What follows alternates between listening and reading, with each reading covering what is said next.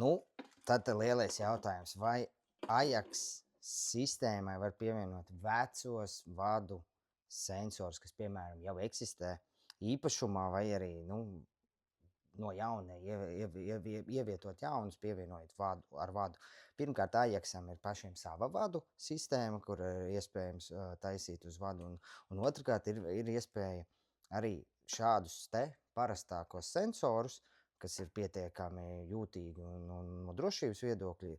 ir iespēja viņus pievienot ar šādu te kastīti, kuru papildus centrālajai stacijai tu iegādājies un visus vadus atvelc uz šādu punktu. Tātad, respektīvi, tur, kur ir tev vecās sistēmas vadu centrāli vai ir ievelkot jaunu, tu visu atvelc uz šādu te konkrētu vienu vietu, kur šī kaste montēsies, un tad būs iespēja pievienot gan dūmu detektors, gan kustības sensors, kas ir arī uz vadu. Tādā veidā